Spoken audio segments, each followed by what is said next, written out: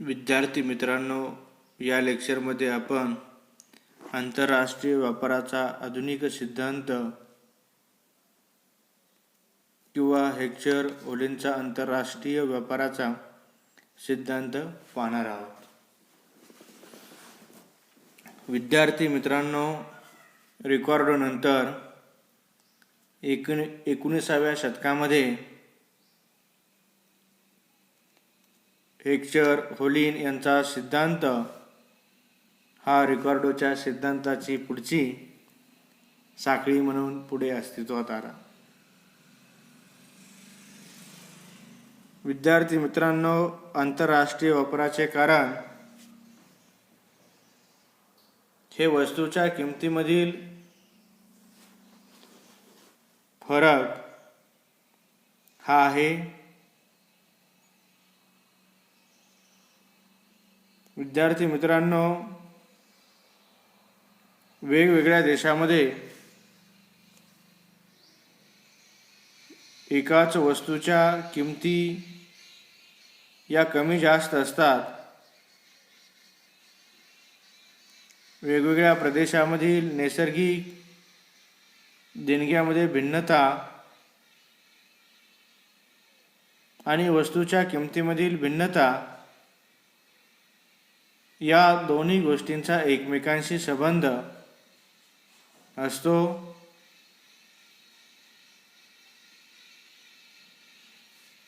हेच मूळ ओलिन या अर्थशास्त्रज्ञांनी सांगून किंवा प्रस्थापित करून आंतरराष्ट्रीय व्यापाराचे जे मूळ आहे ते मूळ शोधण्याचा प्रयत्न केलेला आहे. विद्यार्थी मित्रांनो, सनातनवादी सिद्धांतामध्ये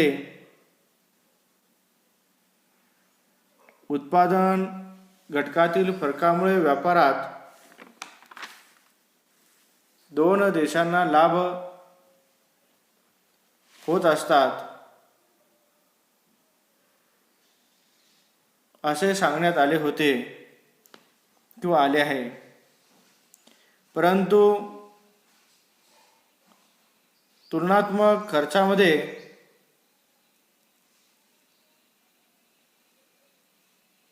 जी काही भिन्नता निर्माण होते किंवा तुलनात्मक खर्चात भिन्नता असते, याचे मात्र स्पष्टीकरण रिकॉर्डोच्या सिद्धांतामध्ये आपल्याला आढळत नाही. आणि हाच दोष ओलिन या अर्थशास्त्रज्ञाने आपल्या सिद्धांतामध्ये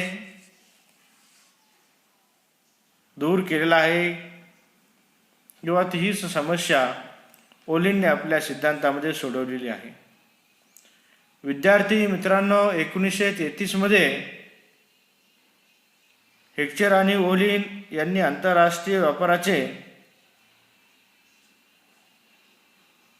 घटक विपुलता आणि घटक घनता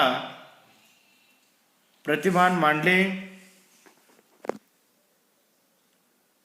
ओलिन यांनी हे जे प्रतिमान मांडलेले आहे या प्रतिमानालाच घटक प्रमाण विश्लेषण असेही म्हटले जाते. विद्यार्थी मित्रांनो, ओलिन यांनी देशादेशातील आंतरराष्ट्रीय व्यापार साधन संपत्तीच्या उपलब्धतेच्या फरकावर अवलंबून असतो हे आपल्या सिद्धांतामधून दाखवून दिले आहे किंवा स्पष्ट केले आहे. विद्यार्थी मित्रांनो, दोन देशांमधील व्यापाराचे प्रमुख कारण म्हणजे आपण पाहिलं की त्या दोन देशांमधील वस्तूंच्या बाबतीमध्ये तुलनात्मक खर्चामध्ये फरक असतो किंवा फरक हे आहे. पण विद्यार्थी मित्रांनो, हा फरक का आढळतो याचे उत्तर रिकॉर्डोच्या सिद्धांतामध्ये आपल्याला कुठेच मिळत नाही. मात्र ओलिन या अर्थशास्त्रज्ञाने वस्तूच्या उत्पादनामध्ये तुलनात्मक खर्चामध्ये फरक का असतो किंवा फरक का निर्माण होतो याचे उत्तर शोधण्याचा प्रयत्न केला आहे. आणि ओलिन यांच्या सिद्धांतानेच आंतरराष्ट्रीय व्यापारामध्ये महत्त्वपूर्ण अशी भर टाकली आहे किंवा मोलाची भर टाकलेली आहे. विद्यार्थी मित्रांनो, आंतरराष्ट्रीय व्यापार म्हणजे आंतरप्रादेशिक व्यापाराचे एक विशेष स्वरूप आहे. हीच एक मध्यवर्ती कल्पना किंवा संकल्पना विचारामध्ये घेऊन हेक्चर ओलिन यांनी आंतरराष्ट्रीय व्यापाराच्या सिद्धांताचे प्रामुख्याने स्पष्टीकरण केलेले आहे किंवा हा सिद्धांत सांगितलेला आहे. विद्यार्थी मित्रांनो, देशांतर्गत व्यापाराप्रमाणेच आंतरराष्ट्रीय व्यापाराची निर्मिती उत्पादनाच्या प्रादेशिक स्थायीकरणातून किंवा प्रादेशिक स्थायीकरणामधून झालेली असते किंवा झालेली आहे. विद्यार्थी मित्रांनो, आंतरराष्ट्रीय व्यापाराची निर्मिती ही प्रादेशिक आणि भौगोलिक प्रदेशातील नैसर्गिक घटकाकडून प्राप्त झालेल्या उत्पादन घटकांच्या क्षमतेवरील फरकावरच अवलंबून असते असं ओलिन यांनी सांगितलं. विद्यार्थी मित्रांनो, ओलिन यांनी आपला सिद्धांत सांगत असताना किंवा मांडत असताना काही गृहीत परिस्थिती मांडली आहे किंवा काही गृहीत परिस्थितीचा विचार केला आहे. विद्यार्थी मित्रांनो, जी ओलिन यांनी सिद्धांताची गृहीते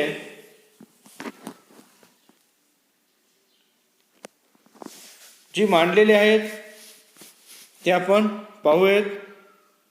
विद्यार्थी मित्रांनो, आंतरराष्ट्रीय व्यापारामध्ये ओलिनच्या गृहीत परिस्थितीमध्ये दोन देश, दोन वस्तू आणि श्रम व भांडवल या दोन उत्पादन घटकांचा विचार केला आहे किंवा केला जातो आहे. दुसरी गृहीत परिस्थिती, दोन्ही देशांमधील उत्पादन हे श्रम व भांडवल प्रधान तंत्रावर आधारलेले आहे. तिसरं गृहीत आहे, उत्पादित वस्तूची आयात निर्यात करत असताना वाहतूक खर्च येत नाही. पुढे दोन्ही देशांच्या उत्पादन तंत्रामध्ये समानता आहे. पुढचं गृहीत आहे, दोन्ही देशातील उत्पादन घटकांची क्षमता ही वेगवेगळी आहे. बाजारपेठेमध्ये पूर्ण स्पर्धा आहे, तसेच पूर्ण रोजगारही आहे किंवा पूर्ण रोजगाराची परिस्थिती आहे. आणि दोन्ही देशांच्या उत्पादन खर्चामध्ये भिन्नता आढळून येत असते किंवा भिन्नता आहे. अशी काही गृहीत हेक्चर ओलिन यांनी आपल्या सिद्धांतामध्ये मांडलेली आहेत.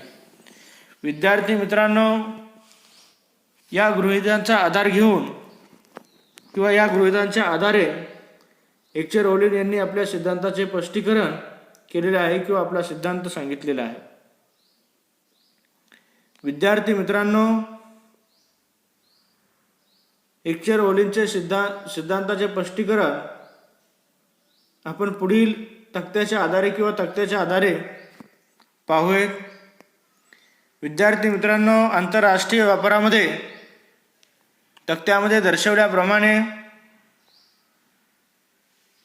भारत आणि अमेरिका हे दोन देश आहेत असे गृहीत धरून या सिद्धांताचे स्पष्टीकरण आपण करूयात। विद्यार्थी मित्रांनो, टेबलमध्ये दर्शवल्याप्रमाणे भारतात श्रम आणि भांडवल हे उत्पादन घटक ज्या प्रमाणात उपलब्ध आहेत त्याच प्रमाणामध्ये अमेरिकेतही श्रम आणि भांडवल हे घटक उपलब्ध आहेत किंवा उत्पादनाचे घटक उपलब्ध आहेत। विद्यार्थी मित्रांनो, भारत हा श्रमप्रधान तंत्राचा वापर करून चहाचे उत्पादन करतो, तर अमेरिका भांडवल प्रधान तंत्राचा वापर करून कापडाचे उत्पादन करतो आहे।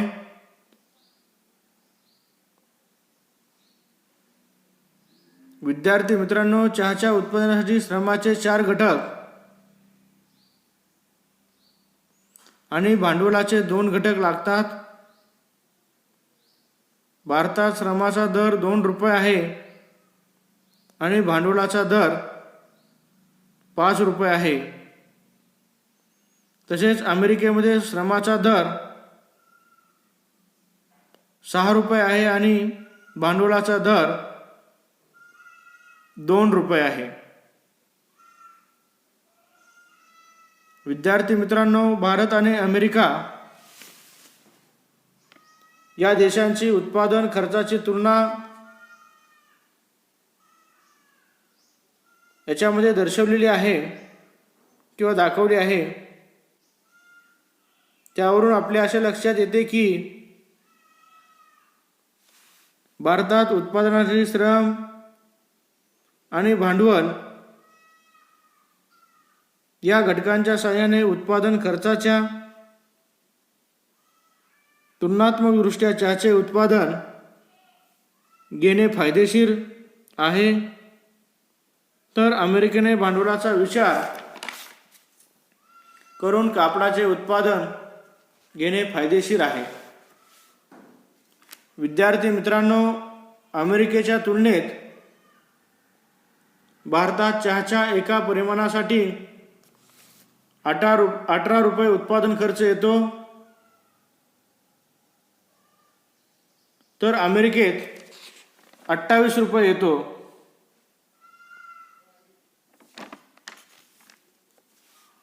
विद्यार्थी मित्रांनो,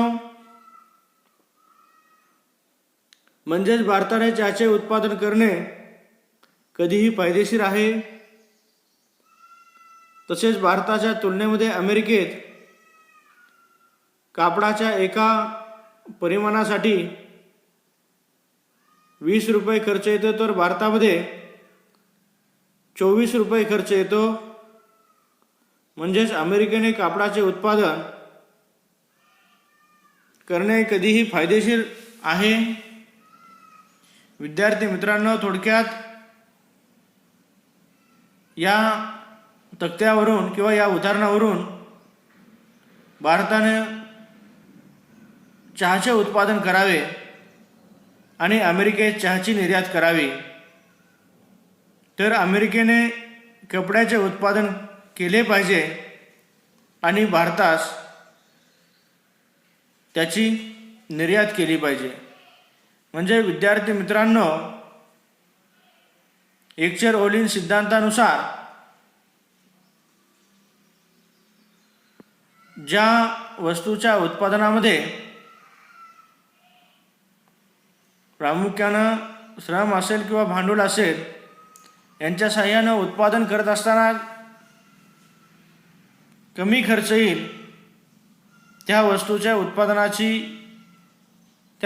उत्पादनाचे उत्पादन करून त्याची निर्यात केली पाहिजे आणि त्याच्या बदल्यामध्ये दुसऱ्या वस्तूची आयात केली पाहिजे, असे एकचर ओलिन यांनी आपल्या सिद्धांतामध्ये सांगितलेले आहे। आणि याच आधारावर आंतरराष्ट्रीय व्यापार घडून येतो असे त्यांनी स्पष्ट केले आहे किंवा सांगितले आहे। विद्यार्थी मित्रांनो, एकचर ओलिन यांनी हा सिद्धांत आंतरराष्ट्रीय व्यापार कसा घडून येतो किंवा का घडतो याचे जरी उत्तर किंवा याचे जरी स्पष्टीकरण दिले असले तरी प्रामुख्याने काही अर्थशास्त्रज्ञांनी या हेक्चर ओलिन सिद्धांतावरती टीका केलेली आहे. विद्यार्थी मित्रांनो, आपण या हेक्चर ओलिन सिद्धांतावरती काही अर्थशास्त्रज्ञांनी केलेल्या किंवा अर्थतज्ञांनी केलेल्या टीका पाहूयात. याच्यामध्ये पहिली टीका अशी करण्यात आली की स्थितिशील सिद्धांत. विद्यार्थी मित्रांनो, हेक्चर ओलिन सिद्धांत हा सनातनवादी सिद्धांताप्रमाणेच स्थितिशील आहे असे टीकाकारांचे मत आहे. टीकाकारांच्या मते तो फक्त एका विशिष्ट वेळेला अर्थव्यवस्थेची वैशिष्ट्ये सांगतो, परंतु उत्पादन स्थितीमध्ये होणाऱ्या बदलानुसार अर्थव्यवस्था कशी विकसित होईल याचे निर्देश हा सिद्धांत देत नाही किंवा याची माहिती हा सिद्धांत देत नाही. म्हणून टीकाकारांच्या मते हेक्चर ओलिन सिद्धांत हा स्थितिशील सिद्धांत आहे. याच्यानंतर दुसरी टीका 2x2 प्रतिमान यावर करण्यात आलेली आहे. टीकाकारांच्या मते हेक्चर ओलिन सिद्धांत 2 वस्तू, 2 देश, 2 घटक यामध्ये व्यवहार केले जातात, मात्र आंतरराष्ट्रीय व्यापाराच्या दृष्टीने हे योग्य किंवा संयुक्तिक ठरत नाही. टीकाकारांच्या मते आंतरराष्ट्रीय व्यापारामध्ये 2 पेक्षा अधिक देश असतात, 2 पेक्षा अधिक वस्तू असतात आणि उत्पादनाचे 2 पेक्षाही अधिक घटक असतात. त्यामुळे हा सिद्धांत योग्य वाटत नाही. पुढची टीका आहे गुंतागुंतीची प्रक्रिया. विद्यार्थी मित्रांनो, आंतरराष्ट्रीय व्यापारात फक्त 2 देश आणि 2 वस्तूंचा विचार करून अभ्यास करणे सोपे आहे, मात्र प्रत्यक्षामध्ये आंतरराष्ट्रीय व्यापार ही गुंतागुंतीची प्रक्रिया आहे आणि ही प्रक्रिया सिद्धांताच्या आधारे समजावून घेणे किंवा समजून सांगणे शक्य नाही अशी टीका टीकाकारांनी केलेली आहे. पुढची टीका करण्यात आलेली आहे की परंपरागत सिद्धांतासारखा सिद्धांत. विद्यार्थी मित्रांनो, हेक्चर ओलिनचा सिद्धांत रिकॉर्डोच्या सिद्धांताची मध्यवर्ती संकल्पना विचारात घेऊन मांडणी केलेली आहे. त्यामुळे टीकाकारांना असे वाटते की हेक्चर ओलिनचा सिद्धांत नवीन नाही, त्याच्यामध्ये नाविन्यता नाही आणि हेक्चर ओलिन यांचा सिद्धांत हा निरपेक्ष खर्च सिद्धांत आणि तुलनात्मक खर्च सिद्धांत या सिद्धांतावर करण्यात आलेली टीका आहे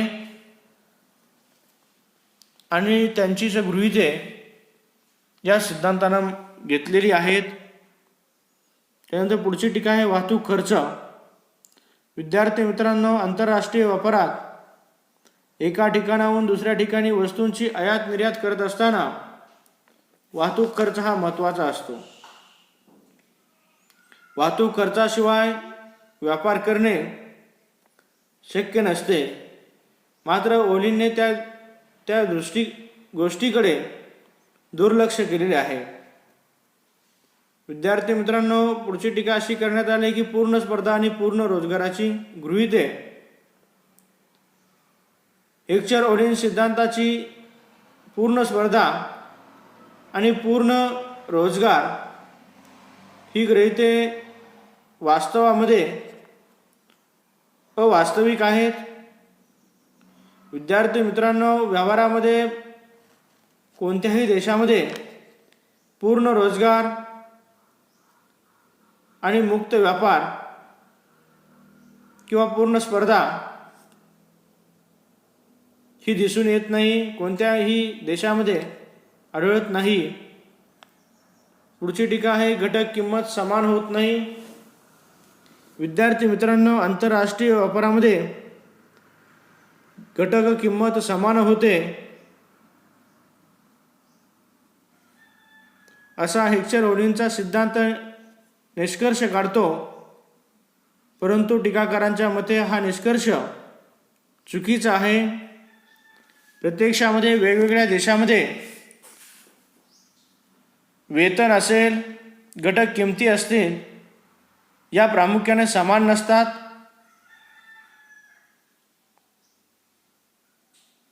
आपण फक्त एवढेच म्हणू शकतो की घटक किमतीमधील कमी फरकामुळे आंतरराष्ट्रीय व्यापार होऊ शकतो. पुढची टीका आहे, स्थिर खर्च प्रत्येक वेळेस स्थिर नसतो. विद्यार्थी मित्रांनो, आंतरराष्ट्रीय व्यापारात उत्पादनाच्या संदर्भामध्ये स्थिर खर्च विचारात घेतलेला आहे. मात्र प्रत्यक्षात आपणास असे कधीही निदर्शनात येत नाही. कारण उत्पादनाच्या बाबतीमध्ये